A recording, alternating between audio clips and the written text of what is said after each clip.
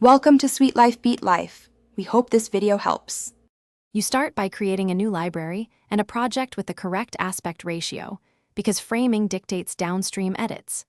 Once created, import your media from Photos, Files, an external SSD or iCloud drive, preview clips and mark favorites to speed selection. Then enable proxy at 1/4 or 1/2 if your iPad stutters. Proxies preserve quality while easing playback. Make sure to keep originals backed up, so you can relink full-res media later when exporting. You now assemble the timeline. Drag favorites onto the magnetic timeline so clips snap and gaps close automatically.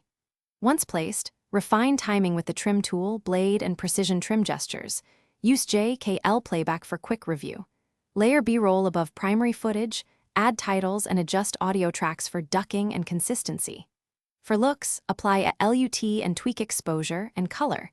Use noise reduction on dialogue to improve clarity, because clean audio and consistent color sell professionalism.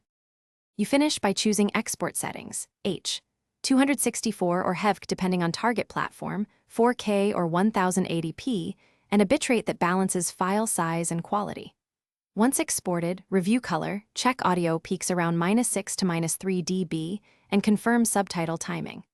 If something goes wrong, relink original footage, toggle proxy mode off and on, or purge render files so Final Cut rebuilds caches. This fixes most playback or render glitches. Finally, archive the library and an exported master for safekeeping. Thanks for watching. Consider subscribing if we helped you.